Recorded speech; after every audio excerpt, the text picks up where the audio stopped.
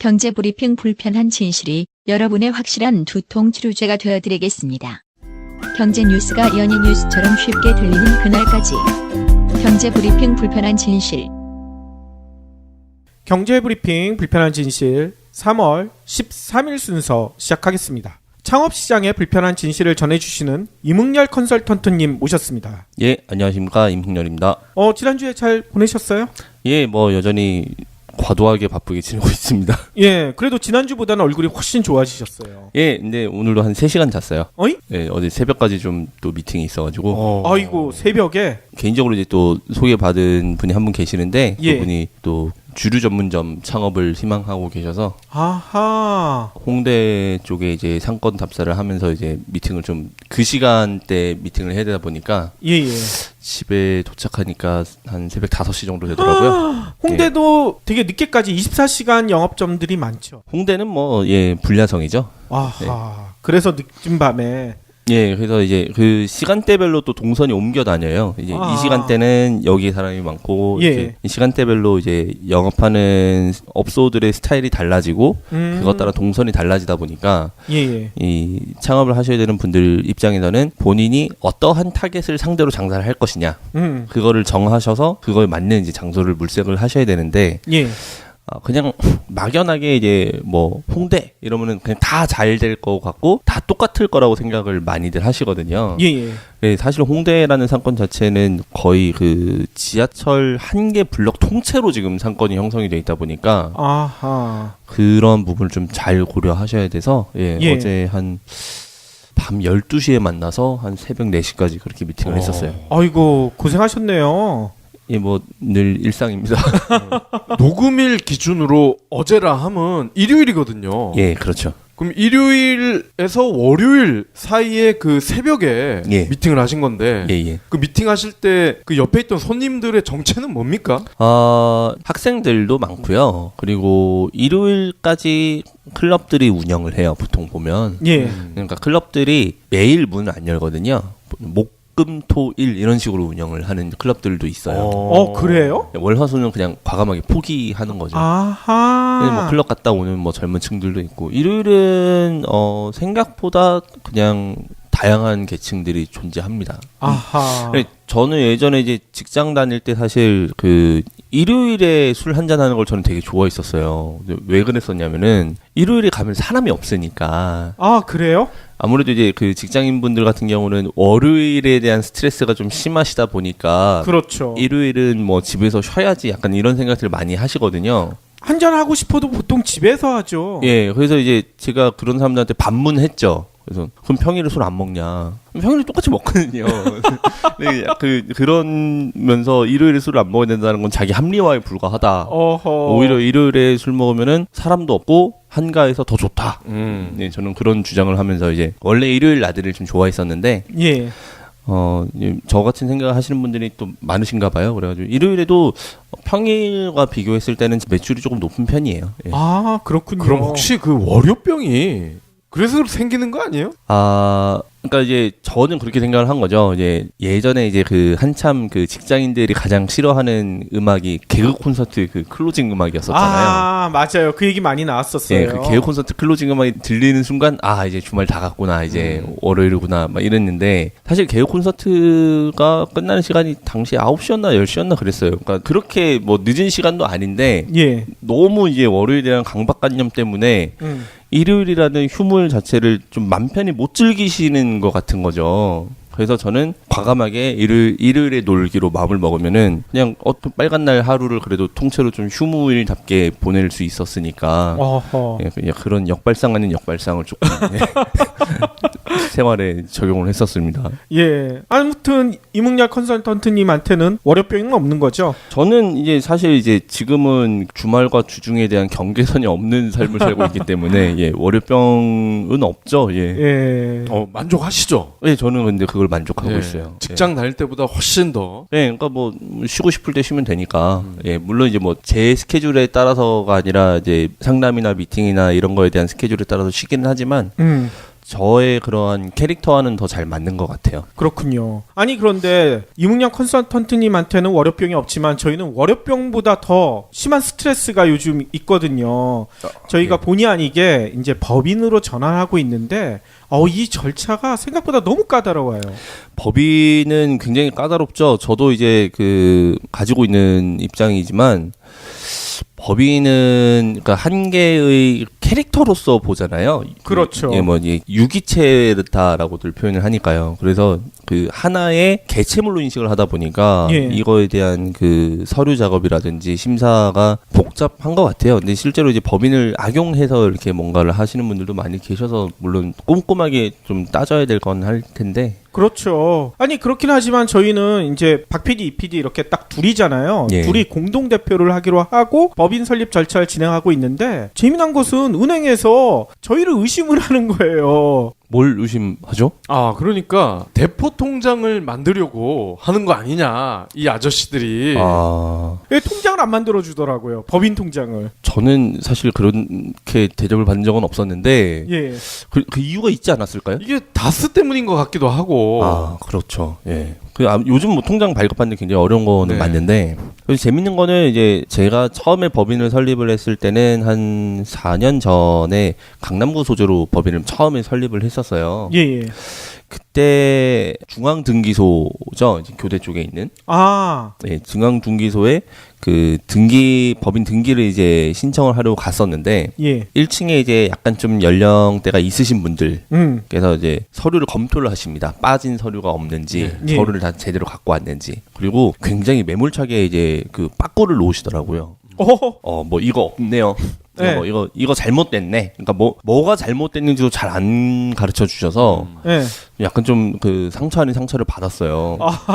근데 이게 뭐 두 분도 지금 진행을 하고 계시는 거 아시겠지만 법무사를 통해서 대행을 할 수도 있잖아요. 예. 근데 뭐 사실 이렇게 영세한 법인인데 굳이 법무사를 쓸 필요도 없고 그렇죠. 이렇게 대행 수수료가 한 30만 원 정도 하죠. 예. 제 기억이 그랬었던 것 같은데 또 이 법인 만드는 과정에서 인지세라든지 수수료가 뭐 한 50만 원 이상 또 발생을 했었던 걸로 저는 기억을 해요. 네. 예, 예. 그래서 뭐 이래저래 한 100만 원 정도 법인 만드는데 이제 자본금을 제외하고도 이제 비용으로 발생을 하니까 아까워서 이제 직접 해야겠다 싶어서 직접 했었는데 중앙등기소에서 할 때는 그렇게 약간 좀 빠꾸도 몇 번 먹고 그래가지고 또 막 인터넷 확인하고 또 아는 법무사분께 확인해가지고 서류 다시 갖춰서 전달했더니 접수해드릴게요. 그리고 그냥 넘어가더라고요. 그래서 예. 뭐 어떻게 된 건가. 그래서 한 3일 정도 기다려 보니까 완료가 됐다. 예. 그리고 완료가 된 법인 등기부 같은 경우는 그 인터넷 등기소에서 열람을 해라. 근데 그 열람할 때마다 700원 들거든요. 아, 그렇죠. 그래가지고 이제 그 신청을 한 곳에서 제대로 됐으니까 이렇게 나왔다라고 알려주면 얼마나 좋아요. 근데 예. 그럴 때마다 700원씩을 내야 되더라고요. 뭐 그렇게 해서 한 3일 걸리고 그리고 사업자 내는데도 이제 강남 세무서 방문해서 진행을 하니까 서류 접수하고 역시 한 3일 정도 후에 나와서 예, 총 다 해서 물론 준비하는 과정을 떠나서 서류를 접수를 하고부터 모든 게 완료가 되는 시점까지 한 2주 정도 걸렸었던 것 같아요.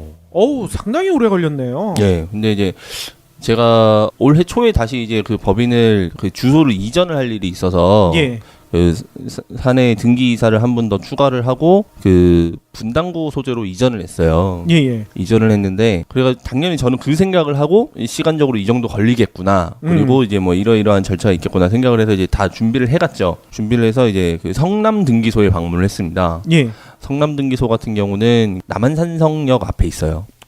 네, 남한산성역 앞에 있는데 1층에 가서 이제 보니까 이제 접수하시는 분이 계시더라고요. 근데 좀 젊으세요. 그래가지고 예. 여긴 젊으신 분이 접수를 받으시는구나. 그래서 서류를 냈는데 막 보시면서 이렇게 뭐 이거 뭐 잘못되어 있는데 뭐 이거 이렇게 고치시고요, 이렇게 고치시고요, 뭐 이렇게 알려주시는 거예요. 그래서 아 너무 좋다 이렇게 알려주니까 얼마나 감사하냐. 근데 거기서 그렇게 접수까지 다 하시더니 거기서 그냥 끝났어요.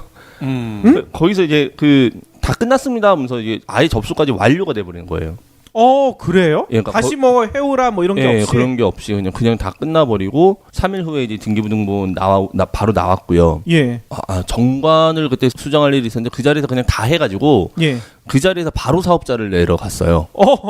그래서 사업자를 내러 이제 분당 세무서에 갔죠. 거기는 서현역 쪽에 있었던 걸로 제가 기억을 하는데요. 예. 분당 세무서 역시 마찬가지로 그 서류를 내니까 또 마찬가지로 그 자리에서 바로 사업자가 나오더라고요. 그래요? 네, 그래서 하루에 다 끝냈었던 기억이 있어요. 아니 2주 걸렸다면서요. 예, 강남에서 진행할 때는 한 2주 걸렸었는데. 근데 분당은 하루예요? 예, 분당에서는 하루 걸렸어요. 아, 이거는 둘 중에 하나인 것 같아요. 그러니까 4년 전이라고 하셨잖아요, 강남은. 그렇죠. 예, 예. 그때는 이제 박근혜 때였으니까 모든 이제 문지기들이 예. 다 지가 박근혜처럼 이렇게 행동을 한 것일 수도 있고, 아니면 가장 앞서가는 지자체가 성남 아닙니까? 그렇죠. 예. 그렇죠. 성남이기 때문에 그랬을 수도 있을 것 같고. 아니, 저도 똑같은 생각이 들더라고요. 그래서 네. 아, 이게 정권 교체로 인한 건지 아니면은 이제 해당 지자체의 간편한 시스템 덕분인 건지 어허. 참 뭔진 모르겠지만 아무튼 굉장히 편리해서 좋았다. 네. 그러니까요. 그렇게 생각이 들었어요. 아니 그러면 우리도 분당 가서 법인 설립할 걸 그랬어요. 예, 양재에서 어떻게 보면 분당이 되게 가까운데. 그러니까. 아, 그 생각을 못했네. 이제 사무실 소재지에 따라서 그게 결정이 되는 거니까요. 예. 사무실은 분당 쪽에 잡으시면은 그렇게 가능하시겠죠. 예. 아, 우리는 진짜 한 2주 걸릴 것 같아요. 그러게요. 예, 보통 평균적으로 그렇게 발생해요. 예, 예. 그래서 저도 당연히 그렇게 될 줄 알고 이제 진행을 했었는데 하루 만에 돼서 이제 저도 약간 좀 어안이 벙벙했죠. 저희는 심지어 법무사 분을 쓰고 있는데 예. 저희는 세무사도 같이 도움을 받고 있고 예, 예. 그래서 법인을 만들 때 저희는 비용만 내면 다 되는 줄 알았어요. 통장까지 다 만들어주고. 그렇죠. 예. 근데 그게 아니더라고. 또 이제 가는 건 직접 가야 되고, 예, 뭐 법인 같은 경우는 대표이사가 직접 움직여야 되는 것들이 있어요. 그리고 예. 위임장, 단순한 위임장으로만 움직일 수 있는 부분이 아니라서 그냥 어떻게 보면 당연한 거죠. 이제 법인을 그냥 간단한 위임장으로 누군가 서류라든지 그런 거를 대신할 수 있다라고 한다면은 문제가 발생할 여지가 많잖아요. 그러니까 뭐든지 이게 눈에 보이는 게 다가 아니라는 게 또 한 번 절실하게 느껴지는 게, 요즘은 법인 설립 그러면은 몇 년 전만 해도 뭐 100만 원 예. 이게 화두였거든요. 예, 그렇죠. 근데 요즘은 공짜까지 예. 나왔어요. 아, 물론 이 공짜라는 게 사실 따지고 보면 파트너십을 맺고 있는 세무사의 기장 서비스를 받으면 그렇죠. 예, 그렇죠.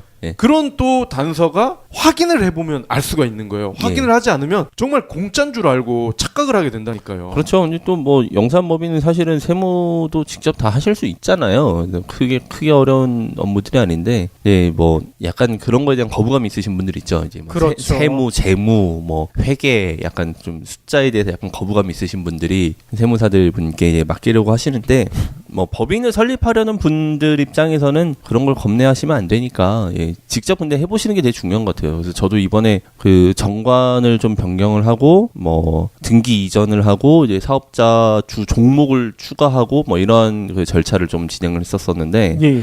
하면서 엄청 또 모르는 부분들이 있었구나, 또 이런 게 중요하구나라고 한번 느끼면서 배울 수 있었던, 예, 그런 계기가 됐던 것 같아요. 예, 예. 그리고요, 아까 잠깐 요 얘기도 하셨거든요. 요즘 백화점 식품관에 재미난 일이 벌어지고 있다. 예, 이제 백화점 식품관의 변화가 일어나기 시작한 거는 벌써 한 3년째 지금 이어오고 있죠. 뭐 이제 최초 이제 화두가 됐었던 거는 판교에 위치해 있는 현대백화점. 네, 그 판교에 위치해 있는 현대백화점이 오픈을 하면서 식품관을 이제 그 이전에 없던 대대적인 식품관으로 크게 유치를 하면서 예. 지역 맛집들을 섭외를 해서 이제 굉장히 센세이션을 일으켰었던, 예, 그런 사례가 있어요. 이제 그 이후로 이제 그 백화점이 이 식품관 전쟁에 지금 뭐 계속해서 진행을 해오고 있어요. 예. 근데 사실은 이게 그 굉장히 아이러니한 거는, 그러니까 요즘 이제 최근에 그런 말이 있어요. 맛집인지 아닌지를 검토하려면은 백화점이 있는지 아닌지를 한번 봐라. 아. 뭐 그런 얘기가 있을 정도로, 예. 완전 하이엔드급의 브랜드부터 정말 지역 맛집까지 지금 다양하게 백화점이 좀 입점이 돼 있는 상태인데, 이게 백화점이 사실은 어떻게 보면은 장사가 안 되기 시작하니까 식품관에 집중하기 시작했다라고 보시면 될 것 같아요. 아하. 이제 과거에 이제 사실은 이제 좀 굵직굵직한 매출들을 일으켜주는 명품이나 아니면은 의류, 뭐 가전, 기타 등등의 이런 매출이 떨어지다 보니까 예. 그거보다는 객단가가 조금 작은 식품관을 점점 열심히 키우는 입장인 거고 물론 예. 이제 그걸로 이제 미끼성으로 이제 그 유입을 많이 시키려는 게 목적이긴 하지만은 실제로 이제 백화점들 가보면 식품관만 사람이 바글바글하고 뭐 그 1층 위로만 올라가도 한가하거든요. 진짜 그런 거 많이 봤어요. 예, 그래서 뭐 방금 말씀드린 이제 판교 현대백화점 같은 경우도 초반에는 엄청나게 막 주차도 힘들고 사람들이 막 미어 터진다 막 이런 얘기가 있었지만 위에 있는 의류 브랜드 같은 경우는 6개월을 못 버티고 나가고 막 이런 경우들이 예, 좀 빈번했었어요. 예. 그래서 이 소비에 대한 사실은 그러한 패턴 자체가 변경이 되고 있다라는 게 이러한 그 백화점에서부터 시작해서 많이 보여지고 있다. 예.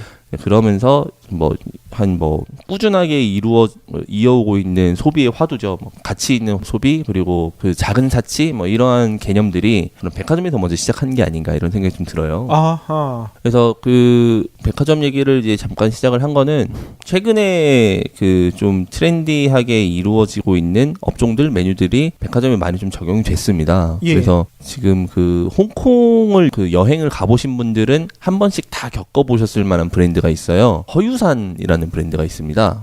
진짜 유명하죠. 예, 그 망고 디저트 음료로 유명한데요. 제가 예전에 방송에서 말씀드렸었던 그 커피 왕으로 불렸던 강훈 씨, 돌아가신 강훈 씨가 망고 식스라는 브랜드를 런칭을 할 수 있었던 모티브가 됐었던 브랜드예요. 아하. 홍콩에 갔더니 허유산에 사람들이 줄을 서서 망고 음료를 먹고 있는 걸 보고 예. 우리나라도 저런 시장이 열리지 않겠느냐라는 생각을 하고 접근을 하신 거죠. 그렇게 해서 망고식스라는 브랜드가 생겨났고 그리고 뭐 이어왔었죠. 이어오다가 물론 이제 최근에는 안 좋은 일도 생겼고 해서 지금 브랜드가 많이 이제 뭐 약간 없어져 있는 상태인데 이 허유산이라는 브랜드 자체가 허유산 코리아라는 그 법인을 설립을 하면서 작년부터 이제 롯데백화점과 현대백화점에 입점을 하면서 운영이 되어 오고 있어요. 그러면서 이번 달 그 새로 등록이 된 정보공개서 리스트를 보니까 허유산 코리아가 등록이 되어 있더라고요.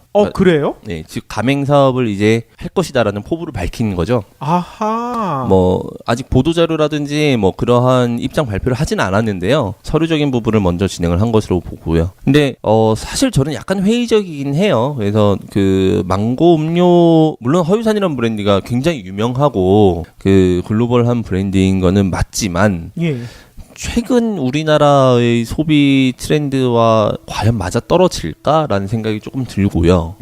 그리고 두 번째로는 해외에서 수입이 되는 그런 브랜드들 같은 경우는 역시 마찬가지로 방송에서 몇 번 말씀드린 것처럼 이제는 그 국내에 있는 소비자들이 이거 홍콩에서 얼마짜리인데 우리나라에서 얼마에 파네?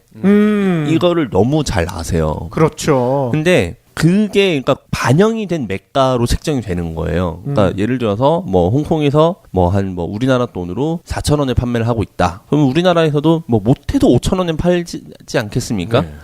근데 사실 원가가 높은 거죠. 왜냐면 브랜드를 수입해 오는 과정에서 로열티도 많이 내고 뭐 관세도 물고 뭐 이것저것 이제 내가 어느 정도 마진을 조금 확보하려면은 이것보다는 더 사실은 매가를 올려야 되는데 이러한 그 쉽게 찾을 수 있는 정보들 때문에 매가가 그 원산지 그러니까 원래 이제 홍콩의 매가가 기준이 돼 버리는 거예요.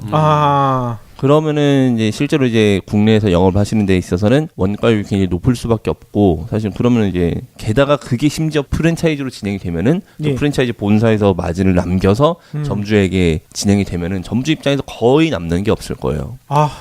그러면은 일반 소비자들 입장에서는 막 질타를 하겠죠. 야 이거 홍콩에서 얼마짜리 이렇게 비싸게 파네. 이러면서 소비 자체를 약간 좀 안 하고 싶어 하실 거고 점주분들 입장에서는 이거 팔아봐야 얼마 남지도 않는 거라는 생각을 또 하실 거고. 근데 또 허유산이라는 브랜드가 워낙 유명하고 또 잘 나가는 브랜드이기 때문에 제가 봤을 때는 오픈 비용 굉장히 비싸게 책정할 것 같거든요. 그래서 그냥 단순히 이제 이거 홍콩에서 진짜 잘 나가는 건데 우리나라에서 하면 잘 되겠다라는 생각을 하시고 관심을 가지실 분이 제가 봤을 땐 굉장히 많이 있을 것 같은데 저는 그렇게 뭐 긍정적으로는 판단하지는 않습니다. 공차가 대만 브랜드였잖아요. 공차도 요즘은 한풀 꺾인 것 같은데요. 공차 같은 경우는 그래도 신화를 썼죠. 국내 이제 음료 시장에 그런 대만 버블티를 이제 퍼뜨렸고 뭐 전국적으로 엄청난 그 굴지의 기업이 됐고요. 최초의 공차를 수입을 해오신 분 같은 경우는 공차가 300개에서 500개 정도 됐을 때 그 지분을 파셨어요. 네. 예, 판매를 하셔서 지금 49% 지분을 가지고 계시고요. 예. 대신에 공차는 뭐 워낙 탄탄하게 지금 운영이 되고 있어서 예전만큼 이렇게 막 붐이 일어나서 가맹점주가 막 확장되고 이러진 않지만 예. 어느 정도 이제 꺾인 상태이긴 해도 그래도 이제 좀 안정적으로 운영이 되고 있는 브랜드인 건 맞아요.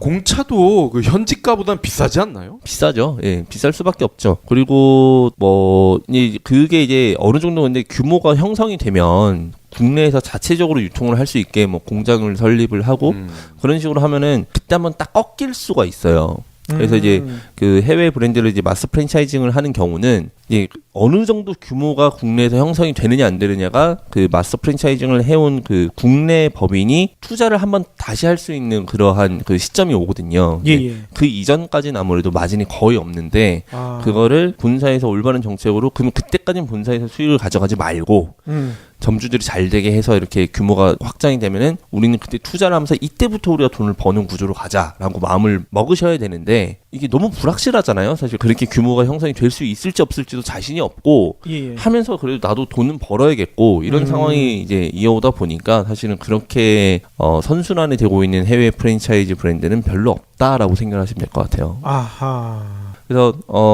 허유산이라는 브랜드 아마 방송 들으신 분들 아마 많이 아실 거예요. 홍콩은 뭐 여행도 많이 가는 곳이니까요. 그래서 허유산이 우리나라 들어왔구나 하면서 되게 반갑게 아마 뭐 다들 생각을 하실 텐데 이런 그 해외 브랜드들이 수입이 되는 곳에는 이런 약간 이면들이 섞여 있으니까 그런 거를 잘 바라보시고 이게 정말 합리적인 금액에 지금 한국에서 운영이 되고 있는지 아닌지를 같이 검토를 해보시면 더 재밌을 것 같아요. 예. 그러면 창업하려고 준비하시는 분 입장에서는 이렇게 새로 들어오는 브랜드보다는 아까 얘기한 것처럼 어느 정도 규모가 갖춰진 그런 브랜드를 선택하는 게 훨씬 나은 건가요? 장단점이 있죠. 그러니까 이디야 같은 브랜드를 예를 들면은 이디야 같은 경우는 그 코스피 상장을 하면서 자체적인 또 시설 투자를 엄청나게 했습니다, 이번에. 예. 그러면서 원가 절감을 굉장히 많이 했어요. 그래서 이디야 같은 경우는 이제 뭐 가디아라고까지 표현을 받는데 그렇죠. 예. 그래서 그러한 그 움직임의 행태를 잘 보여주는 브랜드들은 그렇기 때문에 1위로 달릴 수밖에 없는 거고요. 대신에 그렇게 앞서가는 브랜드 같은 경우는 이미 좋은 상권에 다 위치를 해 있고 아하. 그리고 오픈 비용이 아무래도 신규 브랜드에 비교해서는 약간 좀 비싼 편이고 그러다 보니까 이제 할 수가 없는 거죠. 하고 싶어도. 네, 제가 뭐 저희가 뭐 양재에서 이디야를 하나 하고 싶다라고 마음 먹어도 양재 분명히 이디야 있을 거 아닙니까? 네. 그렇죠. 오픈을 못 하는 거예요. 아. 그러다 보니까 이제 할 수 있는 브랜드를 찾다 보면은 이러한 좀 딜레마에 빠질 수밖에 없는 거죠. 그래서 사실은 이제 자본력이 탄탄한 회사에서 세컨 브랜드, 서드 브랜드로서 다른 브랜드를 런칭을 하는 케이스가 잘 될 수밖에 없는 게 이러한 시설에 대한 투자가 이미 되어 있으니까 처음부터 선순환이 될 수 있겠구나라는 생각을 하고 또 여기는 본사가 튼튼하겠구나라는 생각을 하고 소비자들이 굉장히 좀 쉽게 다가가는 거예요. 그래서 어떤 새로운 브랜드가 런칭을 했다. 근데 이게 제가 이제 이후에 이제 방송에서 말씀을 드리려고 하고 있는데 채선당이라는 브랜드에서 이번에 쌀국수 브랜드를 하나 런칭을 했어요. 그러면 이 브랜드는 신규 브랜드지만 채선당이라는 본사에서 하는 거니까 믿을 수가 있겠구나라고 생각을 하고 소비자들이 좀 쉽게 다가간다는 거죠. 아하. 네, 그런 게 이제 기존의 프랜차이즈 사업을 하고 있는 브랜드들과 완전 초짜 브랜드 간에 가질 수 있는 그런 경쟁력이라고 생각을 하시면 될 것 같아요. 그렇군요. 아니 자연스럽게 이제 본론을 미리 공개를 하셨는데 지난주 얘기하셨던 그 식빵에 이어 또 우려가 되는 그런 종목이 쌀국수라고 얘기하셨거든요. 예, 이제 저번 주 방송에 이어서 이제 연장선에서 말씀을 좀 드립니다. 그래서 지금 대한민국의 프랜차이즈 브랜드들이 3월 달에 정보공개서가 새로 등록이 되어 있는 업체 수가 한 107개 정도 되더라고요. 예, 확인을 해보니까 한 100개가 조금 넘는데 예. 그 중에서도 중복이 되는 업종이 가장 많은 게 쌀국수예요. 쌀국수요? 예. 아마 이제 방송을 들으시는 분들께서 이미 알고 계신 분들도 계시겠지만 쌀국수? 라고 생각하시는 분들도 또 많으실 것 같아요. 그렇죠. 기존에 이제 쌀국수 같은 경우는 포베이, 포호아 이런 브랜드에서 국내 쌀국수 시장을 만들었죠. 근데 이제 베트남 현지에서 쌀국수를 드셔보신 분들은 아시겠지만 사실 전혀 맛이 다르거든요. 전혀 맛이 다르고 예. 그러니까 이게 한국식 쌀국수다라고 표현을 할 정도니까요. 그렇죠. 근데 가장 큰 차이는 숙주를 많이 넣고요. 예. 그 포화나 포베이 같은 이 한국식 쌀국수 같은 경우는 숙주를 굉장히 많이 넣고 그리고 그 인스턴트식 건면을 사용합니다. 아. 그래서 이런 부분들 때문에 사람들이 이제 현지에서 먹어봤는데 진짜 맛있어, 뭐 맛이 달라, 뭐 이런 얘기들을 많이 하셨어요. 그러한 니즈가 반영이 된 거죠. 그래서 요즘에는 생면을 이용한 쌀국수 브랜드들이 굉장히 절찬리에 판매 중입니다. 근데 그 상당히 재미있는 건요. 그 심정현 대표님도 네. 사실은 그러한 음식을 하셨었잖아요. 예전에. 예, 그래서 이런 니즈가 있다라는 거를 아시는 거예요. 그러니까 심 대표님도 저랑 그때 얘기를 나눠보니까 거기서 이렇게 드셔보시니까 너무 맛있어가지고 이걸 한국에서 한번 해보고 싶다라고 해서 런칭을 하셨다라고 하시더라고요. 그러한 게 과거에는 이제 그 포베이나 포화 같은 브랜드에서 어떻게 영업을 했었냐면 라면 끓이는 것보다 쉽다. 네, 쌀국수 창업은 중학생도 할 수 있다. 그래요? 원팩으로 진짜 라면 끓이듯이 끓이는 거예요, 그냥. 스프 같이 이렇게 육수만 내고 그냥 이제 면 삶고 그래가지고 재료 그냥 이렇게 넣고 그냥 끝. 너무 쉽다. 뭐 이런 식으로 해서 이제 런칭을 했었죠. 예. 또 쌀국수가 또 매출력이 괜찮아요. 단가가 어느 정도 좀 높게 형성이 돼 있다 보니까 예. 매출도 괜찮고 보통 이제 쌀국수 먹으면은 사이드 메뉴까지 같이 하나 먹지 않습니까? 그렇죠. 그러면은 둘이서 먹어도 한 3만 원 나와요. 근데 또 직장인들이 해장으로 쌀국수를 엄청 좋아하시거든요. 네. 맞아요. 그래서 오피스에서도 쌀국수집이 장사가 또 괜찮게 되는 편이고 또 이런 아케이드나 몰 같은 데서도 약간 이국적인 요리로서 자리를 잡혀 있다 보니까 매출력이 괜찮은 편이었어요. 그런데 말씀드린 것처럼 이 포베이나 포화는 사람들이 먹으면서 근데 이건 가짠데라는 생각을 이제 하고 있었던 거죠. 한국식이다. 예. 그래서 이제 그러한 부분을 해소하고자 베트남의 뭐 셰프와 베트남 사람들을 이용을 해서 현장에서 생면을 뽑아내면서까지 만들어내는 쌀국수 브랜드가 런칭을 했습니다.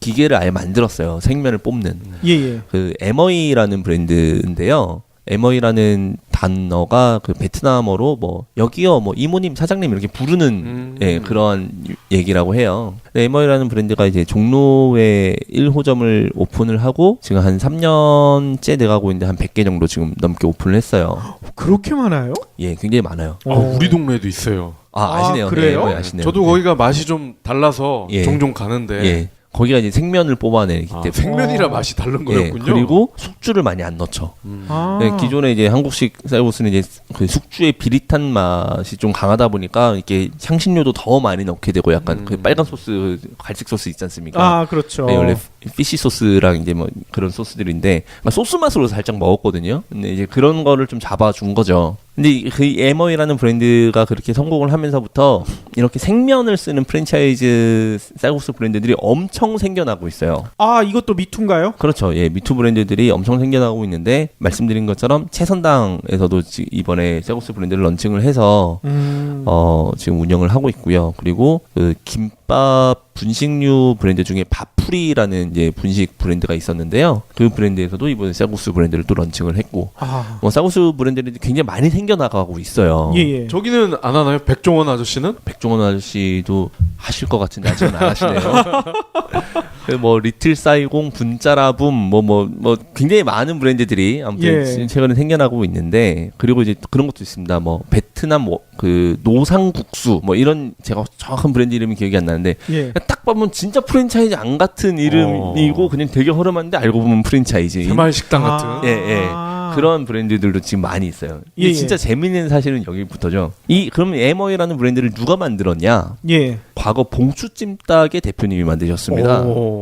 봉추찜닭 엄청 유명했잖아요. 예, 그러니까 이 봉추찜닭이야말로 우리나라의 이제 찜닭 열풍을 갖고 오면서 무수한 미투 브랜드를 만들어내게 한 그런 브랜드였었거든요. 그러니까 이분이 손을 내는 브랜드는 미투 브랜드들이 다 생겨나는 거예요. 그러니까 근데 어떻게 보면 이분이 그만큼 약간 좀 선구자적인 그런 역할을 하시는 건데 촉이 좋은 거죠. 이게 되겠다, 안 되겠다. 그래서 그분 같은 경우는 안동 분이세요. 안동에서 찜닭이 유명하잖아요. 그렇죠. 네, 찜닭이 본고장이잖아요. 그러니까 너무 맛있는데 이거 서울에서 하면 되지 않을까? 라는 생각으로 서울의 봉수찜닭이라는 브랜드를 만드신 거예요. 그래서 이제 우리가 먹는 찜닭의 그 넓적한 당면 있죠? 네. 예. 예, 그걸 도입하신 분이에요. 저 그거 되게 좋아하는데. 네, 그러니까 이제 그러한 이제 시장을 열었었죠. 이제 예. 봉추 찜닭 같은 경우도 이렇게 잘 확장을 하고 그 과정에서 또 수많은 찜닭들이 이제 생겨나지 않았겠습니까? 그렇죠. 그러면서 또 시장 자체가 좀 파이가 축소가 되고 그래서 이제 그런 걸 한번 겪으신 분인데 그때 이제 뭐 했었던 자본력과 봉추 찜닭을 아직도 하고 계신 매장이 몇 개 있어요. 그래가지고 그걸로 이제 에머이라는 브랜드를 만든 거예요. 근데 또 미투 브랜드들이 생겨나고 있는 거죠. 그래서 이 뭐 이렇게 취재 기사가 하나 있어가지고 보니까 안 그래도 기자가 그걸 물어봤더라고요. 그래서 어떻게 이렇게 하시는 것마다 네. 미투 브랜드들이 생겨나냐, 속상하진 않으냐 이렇게 물어봤는데 뭐 그만큼 뭐 시장이 넓어지고 있는 것 같아서 자기는 만족한다 뭐 이렇게 얘기하시는데 에머이라는 브랜드가 아무튼 굉장히 좀 그 성공적으로 잘 런칭이 됐어요. 그리고 미쉐린 가이드에 등록이 될 정도로 맛 자체에 대해서 좀 인정을 받았다라고 이해를 하시면 될 것 같아요. 그래서 그 에머이 1호점이 위치한 곳이 그 마마된장 맞은편이에요. 마마된장 종각 본점 맞은편이거든요. 그래요? 그래서 거기를 선택을 하셨대요. 그러니까 마마된장 같은 경우도 여기서 에머이가 이렇게 전국적인 브랜드로 됐는데 우리도 그러면 뭐 그런 브랜드가 되고자 한번 여기서 시작을 한번 해보자 해가지고 그 되게 비싼 자리거든요. 그 종각 본점 같은 경우는 33평에 보증금 2억에 임대료가 1,200만 원짜리 자리예요. 엄청 비싸네. 네, 진짜 비싼 자리예요. 예, 근데 예. 심지어 이제 종로 같은 경우는 지금 사실 많이 빠졌는데 매출력이 그렇게 나올 수가 없는 자리인데 들어가셨더라고요. 그래서 이제 초반에 조금 이제 주춤했는데 물론 이제 마마된장 지금은 뭐 매출이 워낙 자리를 잘 잡아서 뭐 덕분에 저도 굉장히 지금 바쁘게 생활을 하고 있죠. 그래서 M1이라는 브랜드가 그렇게 종로에서 시작을 해서 지금 전국에 한 뭐 공식적으로는 103개 정도로 지금 공식적으로는 발표가 되고 있는데요. 제가 봤을 때는 아마 한 20개, 30개 정도는 더 많을 것 같아요. 네, 아마 그 숫자를 아직 못 따라왔겠죠. 그래서 역시 저번 주 방송에서 말씀드렸던 내용과 똑같은 말씀을 다시 한번 반복적으로 드리지만 이런 수많은 미투 브랜드들이 생겨나면서 결국에 소비자들이 뭐가 오리지널이고 뭐가 미투 브랜드인지를 분간해내시는 그런 재량이 굉장히 필요하신 거죠. 근데 채선당을 제가 예를 들면요. 채선당 본사 같은 경우가 그 노원 쪽에 있습니다. 그 마들역 쪽에 있어요. 그러니까 수락산역 하나 전에 마들역 가는 사이에 그 사옥이 있고요. 굉장히 커다란 건물이 하나 있고요. 최선장이 사옥까지 있어요? 3층짜리 건물인데 단독 건물이에요. 와하. 그 1층은 주차장이고 2층은 자체적으로 운영하는 커다란 레스토랑이고 3층이 이제 사무실로 돼 있는데 직접 운영하는 매장을 채선당이 런칭하는 브랜드를 항상 직접 운영을 거기서 해요. 그래서 거기서 원래 한 뭐 석 달 전까지만 하더라도 샐러드 바랑 뭐 이런 게 있는 채선당 스타일의 뷔페식 브랜드였었는데 어느 순간 보니까 쌀국수 브랜드로 변경이 돼 있더라고요. 그래서 저는 이제 처갓집이 수락산이니까 갈 때마다 이제 뭐 근처에서 외식을 하는 편인데 한번 여기를 한번 가보자 해가지고 이제 장모님이랑 장인어른 모시고 한번 갔었어요. 가서 이제 보니까 생면을 사용을 하고 있더라고요. 그래서 이제 채선당에서도 이거를 시작을 하겠구나라고 생각을 했는데 아니나 다를까 그 이번에 제가 창업박람회 다녔었다라고 말씀을 드렸잖아요. 그 브랜드로 채선당이 이제 창업박람회에서 영업을 시작을 했더라고요.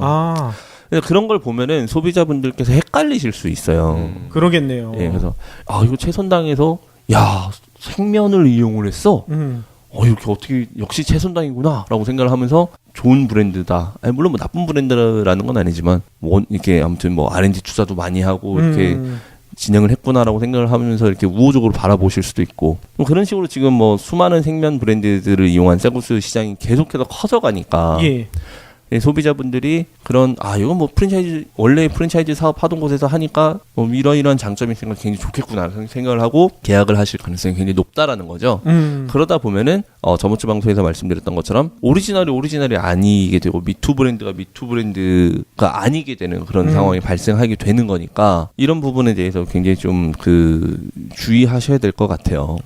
그러면은 이모이 브랜드를 쓰는 게 좋다는 건가요? 아니면 그 채선당 서브 브랜드를 쓰는 게 좋다는 건가요? 사실 근데 둘 다 비슷한 입장이죠. 에머인데요. 에머이 같은 경우도 봉수찜닭에서 어차피 하는 그러한 그 뭐 시스템이 이미 반영이 돼 있는 브랜드인 거고, 채선당도 이제 채선당에서 하는 브랜드가 뭐 반영이 돼 있는 건데, 뭐 맛이라든지 분위기라든지 조금씩은 차이가 있으니까 그걸 보시고 판단을 하시는 게 제일 좋을 것 같아요. 근데 현재 점포수로 따지자면 에머이가 압도적으로 많죠. 네. 예, 채선당 같은 경우는 이제 새로 런칭한 지 얼마 안 됐으니까. 예. 그래서 물론 이제 채선당에서 런칭한 브랜드도 제가 봤을 때는 앞으로 굉장히 많이 깔릴 거예요. 채선당이라는 브랜드 파워가 굉장히 강하기 때문에. 근데 에머이가 지금 만만치 않게 더 커져갈 거라는 거죠. 그러면은 예. 아무래도 미투 브랜드로 전략할 가능성이 더 높겠죠. 그러면은 제가 저번 주 방송에서 말씀드렸던 것처럼 결국 오리지널만 살아남게 돼 있다라는 시장의 그러한 그 원리를 적용을 해 본다면, 제가 만약에 하는 주체라고 한다면 저는 에머이를 선택을 할 것 같아요. 그렇군요. 아니, 이것도 좀 알고 싶어요. 지난번 식빵 브랜드도 그 점주들이 너무나 몸이 고되다 얘기하셨잖아요. 이게 겉면이 아니라 생면이 되면 이 점주들의 역할이 더 커질 텐데, 베트남 아까 요리사도 초빙해야 된다고 했는데 그런 거에 대해서 비용 들어가는 거나 이런 것도 만만치가 않을 것 같다, 이런 생각이 들거든요. 매장에서 초빙을 하시지는 않고요. 이제 예. 그 R&D를 이제 현지 셰프와 함께 진행을 한 거고, 매장은 그냥 운영은 뭐 상관은 없습니다. 예, 매장 운영적인 부분은 상관이 없고, 요리는 근데 뭐 사실 다 똑같아요. 제가 항상 말씀드리지만 요리는 이렇게 손이 많이 가고 적게 가고의 차이가 사실은 95에서 100 정도 차이예요. 50에서 100 정도 차이가 아니라 95에서 100 정도 차이기 때문에 그렇게 뭐 이렇게 손이 많이 가고 번거롭고 너무 힘들고 그 정도의 요리라고는 볼 수 없고요. 겉면에서 생면 바뀌어도 예. 라면 끓이듯이도 가능한 그렇죠. 건가요? 그러니까 뭐 생면 라면도 있잖아요. 예. 그것과 겉면 라면의 조리 방법 별 차이 없잖아요. 네, 그렇죠. 예, 그 차이라고 보시면 돼요. 대신에 차이는 이제 뭐 유통기한이라든지 그 선도 관리를 하는 부분에 대해서 이제 운영적인 부분에서 차이가 날 텐데, 매출에 대해서 선순환이 잘 일어난다라고 하면은 그런 데서도 부담은 별로 없는 거고요. 근데 또 이제 마마된장 얘기를 잠깐 해드리면은, 제가 그때 그런 말씀드렸었잖아요. 마마된장에서 마찬가지로 그렇게 원팩 시스템이나 이런 거를 도입을 하려고 검토를 해봤지만 그 맛이 안 나와서. 그렇죠. 예. 그리고 이제 그 물류업체 사장이 프랜차이즈가 무슨 장인 정신을 기대합니까? 이 정도면 됐지라고 얘기를 했었다라는 얘기를 드렸었잖아요. 그러한 그 원리죠. 그러니까 그래도 맛이 중요한데 내가 손을 조금 더 타더라도 맛있는 음식을 만드는 게 더 중요한 게 아닌가라는 생각으로 뭐 마마된장이 이어오고 있는 것처럼, 이러한 그 생면을 쓴 이런 쌀국수 브랜드들도 사실은 거기에 더 중점이 돼 있는 거다라고 생각하시면 될 것 같아요. 그래서 음식의 맛이 더 중요한데 내가 조금 더 고생을 하더라도 겉면보다 생면 쓰는 게 더 맛있고, 육수도 직접 끓이는 게 더 맛있고, 물론 원팩 시스템으로 원팩 그 육수 돼 있어요. 쌀국수 브랜드 같은 경우는 굉장히 쉽게 조리할 수 있게 돼 있고요. 근데 그런 차이가 좀 있는 것 같아요. 그래서 근데 여전히 점주분들은 사실은 원팩을 원하세요. 제가 만나보는 분들도 그런 얘기를 굉장히 많이 하세요. 그래서 이거 뭐 조리가 너무 어렵지 않나요? 뭐 복잡하지 않나요? 뭐 원팩으로 돼 있나요? 그러니까 아예 처음부터 그걸 물어보세요. 이거 원팩으로 돼 있나요? 내가 없어도 쉽게 할 수 있나요? 주방장이 없어도 요리할 수 있는 건가요? 이런 질문들을 많이 하세요. 그러니까 그런 걸 보면은 소비자들이 굉장히 그런 거를 기대하고 있구나라는 게 많이 느껴져요. 근데 그런 분들에게 제가 항상 말씀을 드리는 게, 원팩이냐 아니냐가 중요한 게 아니다. 진짜 큰 차이가 없거든요. 내 손이 더 가는 시간 한 30초 정도? 정말? 정말 큰 차이가 아닌데, 너무 그런 거를 이제 세뇌 아닌 세뇌를 시켜놓은 거죠, 프랜차이즈에서. 우린 원팩입니다, 편합니다, 뭐, 이렇게 아까 말씀드린 것처럼 중학생이 라면 끓일 줄만 알아도 할 수 있습니다, 라는 식의 그런 영업 멘트들이 우리도 모르게 머릿속에 박혀 있는 거예요. 그래서, 나는 원팩 아니면 난 못하는데? 라는 약간 그러한 그 생각을 하게끔, 당신은 초보 창업자이기 때문에 아무것도 못하는 사람이기 때문에 못할 거야. 근데 우리는 원팩이니까 할 수 있을걸? 약간 그런 논리를 먹여놓은 거죠. 그래서 그런 질문들을 오히려 많이 하실 때마다 항상 제가 그걸 깨뜨리기 위해서 굉장히 그 말씀을 많이 드려요. 근데 해보면 진짜 별거 아니거든요. 저도 물론 저는 집에서 가끔씩 요리를 하는 편이긴 하지만은 뭐 저라고 요리를 배운 사람이 아닌데 처음부터 요리를 했겠습니까? 하다 보니까 다 하는 거고. 그렇죠. 근데 집에서 요리를 하는 게 힘든 거는, 냉장고에 있는 양파 꺼내고 당근 꺼내고 막 이렇게 막 썰고 막 이렇게 막 하고 이런 데 시간이 많이 걸리고, 막 재료 찾고 막 허둥지둥 되다 보니까 음식 하나 하는데 막 30분 1시간 이렇게 막 걸리는 건데, 식당이라는 이 거는 그렇지가 않아요. 그러니까 이 프랜차이즈라는 거는 쉽게 조리를 할 수 있게 원팩으로 제공을 해드리는 거를 떠나서 어떻게 하면 쉽게 요리를 할 수 있는지 그 방법을 알려드리는 거거든요. 예, 그래서 미리 재료를 손질을 하고 이 시간대에는 재료를 손질을 해놓으시고 이 시간대는 뭘 하시고 이 시간대는 뭘 하시고 이런 식으로 준비를 미리 다 갖춰놓게 하고 실제 장사를 하는 시간에는 그냥 불 킨 다음에 재료 넣고 한번 볶거나 끓이거나 뭐 이렇게 굽거나 하면은 그냥 바로 나올 수 있게 그렇게 다 시스템을 만들어 놓은 거기 때문에 예. 원팩이냐 아니냐가 중요한 게 아닌 거죠. 그렇죠. 아니 최근에 인기 있는 윤식당 봐도 윤식당에서 가장 먼저 하는 일이 재료 준비하는 것부터 예, 하더라고요. 그렇죠. 예. 근데 주방의 역할이 그런 거예요. 이제 재료 예. 준비만 해놓으면은 그냥 홀 서빙하는 아르바이트 학생들도 주방 들어가서 조리하려면 조리할 수 있는 거거든요. 예. 순서대로만 하면 되니까. 그러니까 그런 부분에 대해서 너무 이렇게 스트레스를 안 받으셨으면 좋겠다라는 생각이 되게 많이 들어요. 네. 그렇죠. 그리고 반대로 생각을 해보면 이렇게 원팩으로 해서 점주분들을 이렇게 쉽게 조리를 할 수 있다는 얘기는 그걸 먹는 소비자 입장에서는 그만큼 불편해진 수도 있다. 그렇죠. 예. 왜냐하면 저는 이제 라면을 끓일 때 항상 파를 직접 썰어서 넣거든요. 예. 미리 썰어 놓은 거를 이제 냉동실에 넣어놨다가 그렇죠. 예. 예. 이걸 쫙 뿌려버리거든요. 예. 그럼 맛이 확실히 달라요. 그 스프에 파가 조금 포함되어 있긴 하지만 그 냉동 건조한 파기 때문에 크게 맛에 영향을 주진 않는 것 같아요. 예. 예. 마찬가지로 그 원팩으로 육수를 만약에 우려낸다고 하면 그 쌀국수 우리가 회장용으로 착각을 하고 먹었을 수도 있겠다 이런 생각도 들어요. 그렇죠. 그러니까 그 맛이 못 따라가요. 예, 따라갈 수가 없어요. 아무래도 원팩으로 하면은. 그리고 그렇죠. 이제 예, 그 가공 1차 가공이 돼서 유통이 돼서 매장에 와서 그게 다시 한번 조리가 돼서 소비자에게 나가는 거기 때문에 매장에서 직접 재료를 넣고 하는 것과 그 중간 과정이 포함된 그 음식은 당연히 뭐 차이가 있을 수밖에 없겠죠. 그래서 처음 말씀드렸었던 것처럼 이제 맛집이냐 아니냐가 백화점에 입점하면 알 수 있다라고까지 말씀을 드렸잖아요. 근데 그만큼 소비자들이 맛집에 대한 니즈가 굉장히 강해요. 예. 맛집에 대한 니즈가 강하고 먹어보면 다 압니다. 예, 그 말은. 아니 예. 그러니까 저도 그런 생각 많이 했거든요. 베트남 쌀국수집 가가지고 먹어봤었을 때 그냥 집에서 풀무원 쌀국수 먹는 게 훨씬 더 낫지 않을까 예, 예. 이런 생각 많이 했었거든요. 예, 그래서 지금 기존에 우리나라에서 그러한 좀 그 굵직굵직한 시장을 이어오고 있었던 뭐 한국식 쌀국수가 이제는 거의 이제 쇠퇴돼 가는 시점이고 이제 진짜 로컬의 음식을 어느 정도 표방한 대신에 이제 우리나라 입맛에 맞는 그러한 이제 브랜드들이 생겨나고 있다. 근데 이거는 제가 봤을 때 점점 확장이 될 거예요. 지금 어디까지 확장이 되고 있냐면은 중국집에도 확장이 되고 있다라고 보시면 될 것 같아요. 중국집이요? 아니, 과거의 중국집은 그냥 짜장면 배달시켜 먹고 뭐 탕수육 배달시켜 먹고 이런 중국집이었다라고 한다면 실제 중국 가면은 짜장면 없잖아요. 아 그렇죠. 예, 그러니까 사실 이제 우리가 중국집이라고 표현하는 이 중국집도 한국식 중국 음식을 파는 매장들인 거거든요. 그렇죠. 근데 진짜 중국 음식을 파는 중국집 브랜드들이 서서히 생겨나가고 있다. 아. 근데 그러한 데에는 사실 이제 미디어의 역할이었었던 것 같아요. 그 이연복 셰프의 인기가 만만치 않잖아요. 그리고 이제 물론 지금 약간 좀 쿡방이 시들해지긴 했지만 그 뭐 냉장고를 부탁해라든지 이러한 이제 여러 이제 그 쿡방에 힘입어서 아 진짜 중국 요리는 저런 거구나.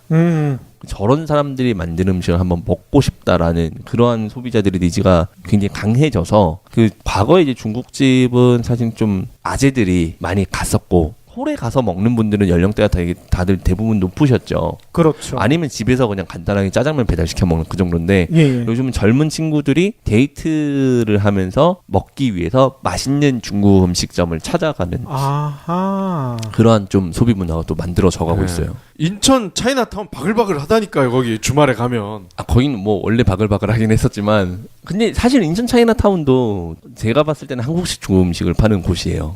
왜냐면은 인천 차이나타운에서 제일 인기 많은데 공화춘이잖아요. 예, 그렇죠. 우리나라 짜장면 1호점. 맞아요. 예. 아 근데 공화춘 너무한 게 일반 짜장면은 뭐 5,000원인가 하는데 공화춘 짜장은 10,000원인가 그렇더라고요.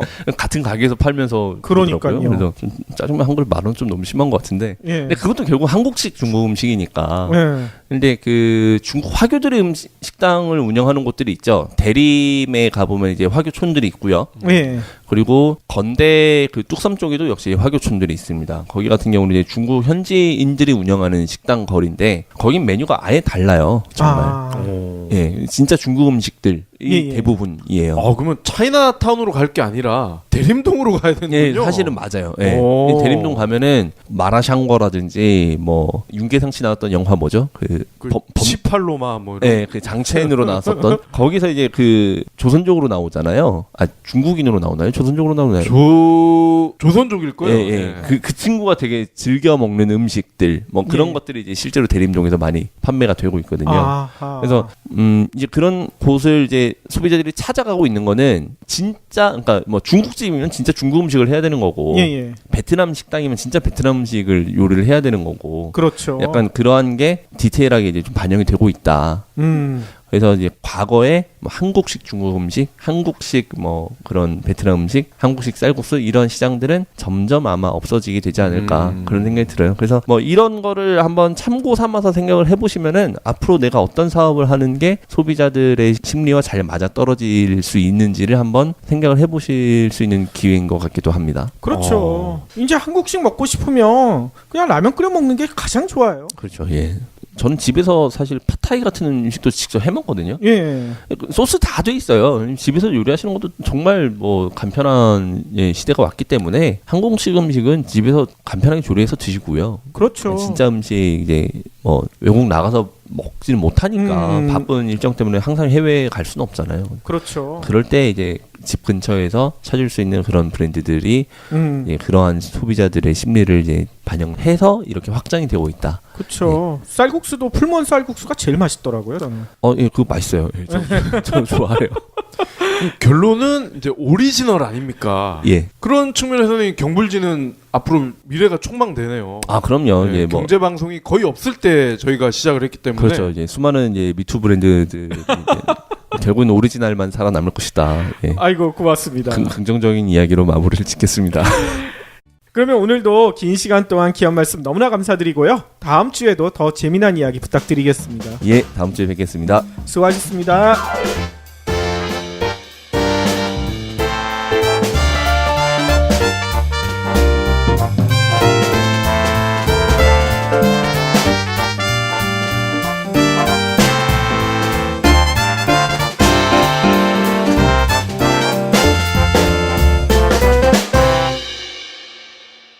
경제브리핑 불편한 진실 완주해 주셔서 감사합니다.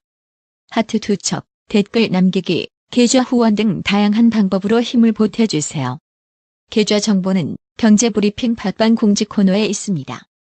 여러분의 응원, 콘텐츠로 보답하겠습니다. 이제 한번 봐라. 아. 뭐 그런 얘기가 있을 정도로 예.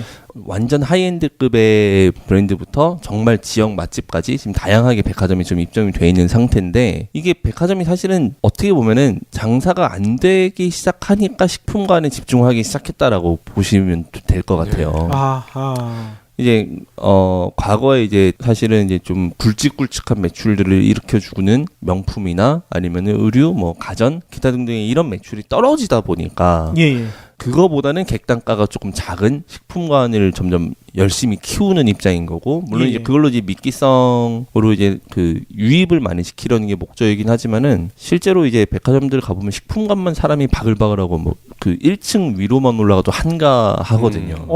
진짜 그런 거 많이 봤어요. 예, 그래서 뭐 방금 말씀드린 이제 판교 현대백화점 같은 경우도 초반에는 엄청나게 막 주차도 힘들고 사람들이 막 미어 터진다 막 이런 얘기가 있었지만 위에 있는 의류 브랜드 같은 경우는 6개월을 못 버티고 나가고 막 이런 경우들이 예, 좀 빈번했었어요. 예. 그래서 이 소비에 대한 사실은 그러한 패턴 자체가 변경이 되고 있다라는 게 이러한 그 백화점에서부터 시작해서 많이 보여지고 있다. 예.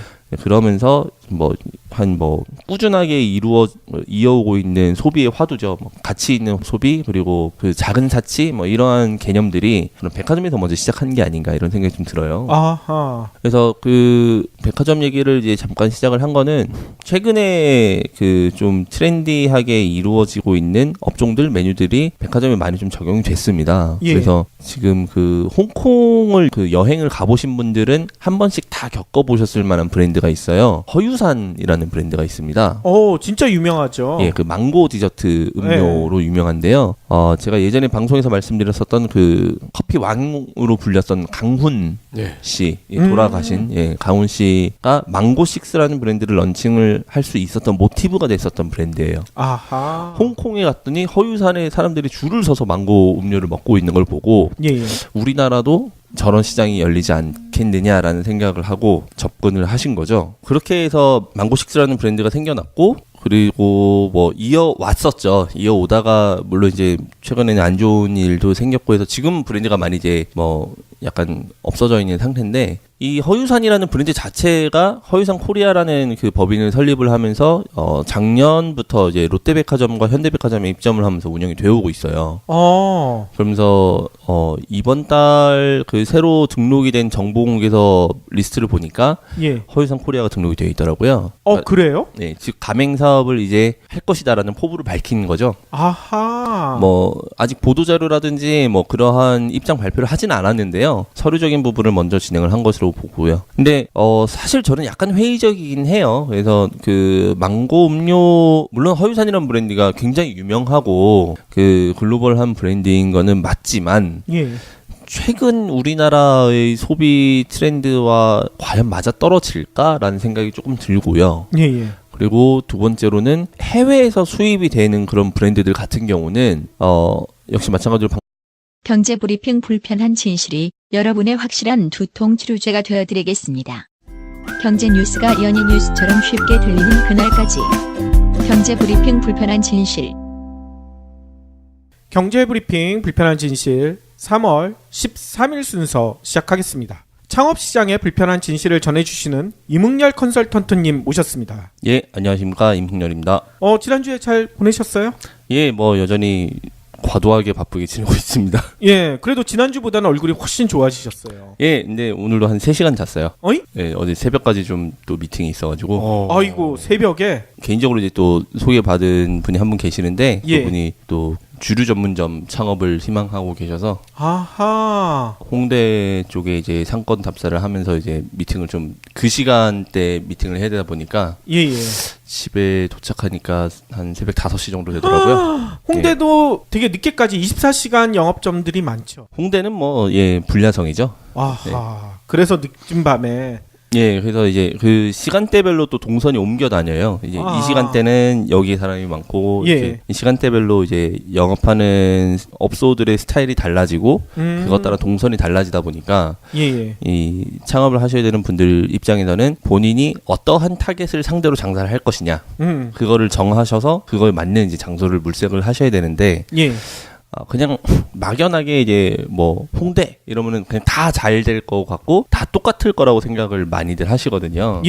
네, 사실 홍대라는 상권 자체는 거의 그 지하철 한 개 블럭 통째로 지금 상권이 형성이 돼 있다 보니까 그런 부분을 좀 잘 고려하셔야 돼서 어제 한 밤 12시에 만나서 한 새벽 4시까지 그렇게 미팅을 했었어요. 아이고, 고생하셨네요.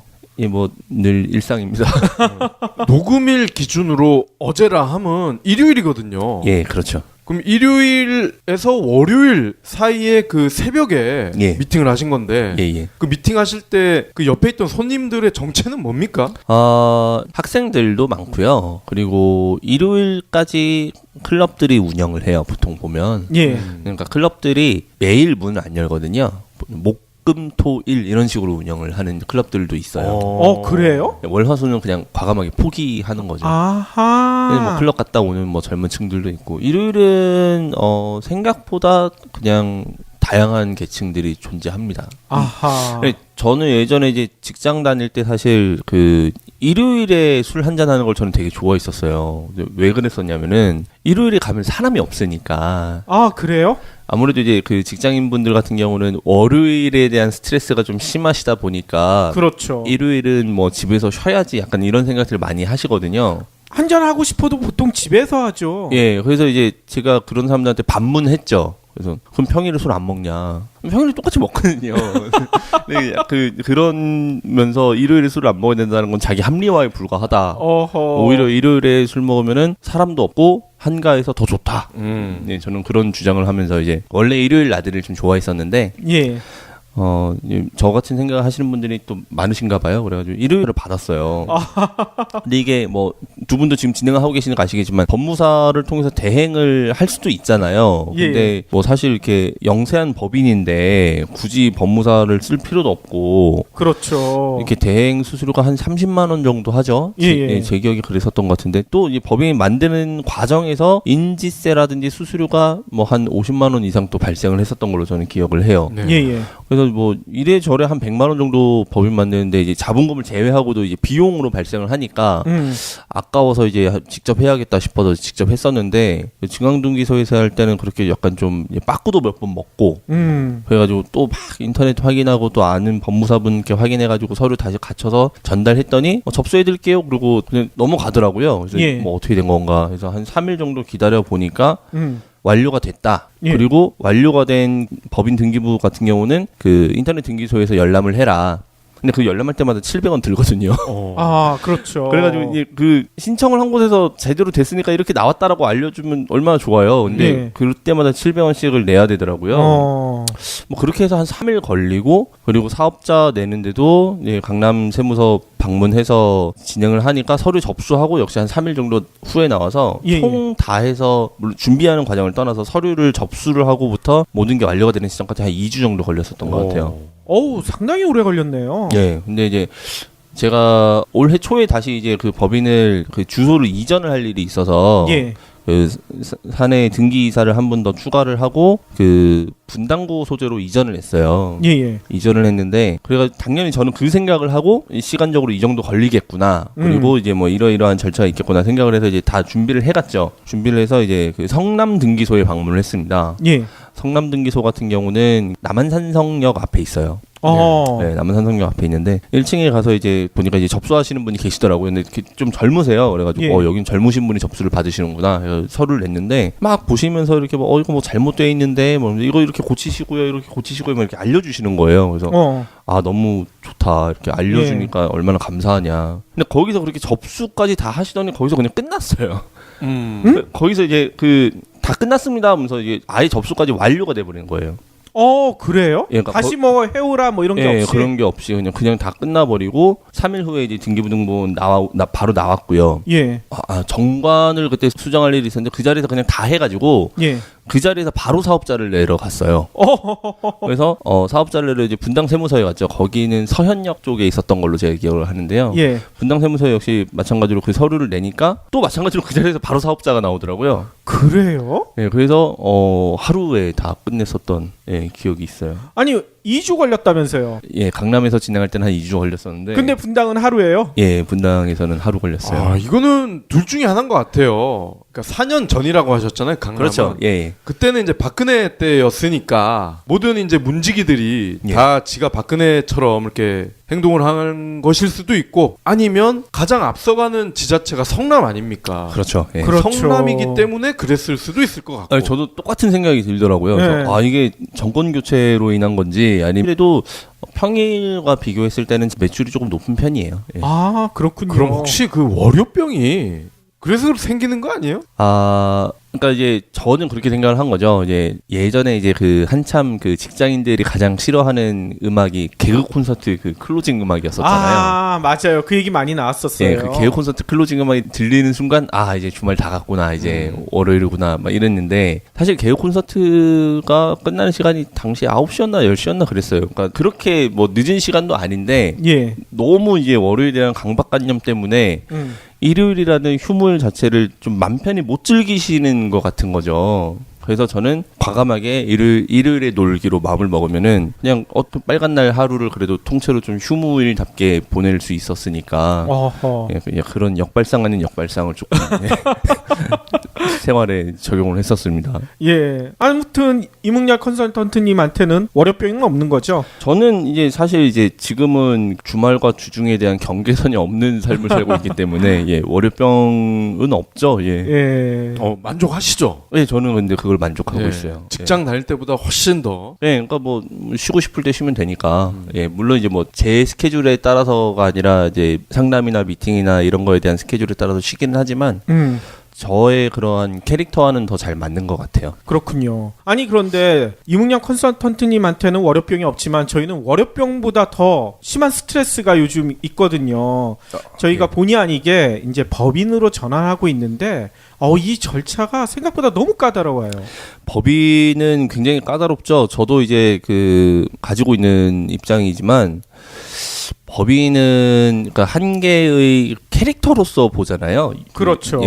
유기체다라고들 표현을 하니까요. 그래서 하나의 개체물로 인식을 하다 보니까 이거에 대한 서류 작업이라든지 심사가 복잡한 것 같아요. 근데 실제로 이제 법인을 악용해서 이렇게 뭔가를 하시는 분들도 많이 계셔서 물론 꼼꼼하게 좀 따져야 될 건 할 텐데. 그렇죠. 아니 그렇긴 하지만 저희는 이제 박 PD, 이 PD 이렇게 딱 둘이잖아요. 둘이 공동 대표를 하기로 하고 법인 설립 절차를 진행하고 있는데 재미난 것은 은행에서 저희를 의심을 하는 거예요. 뭘 의심하죠?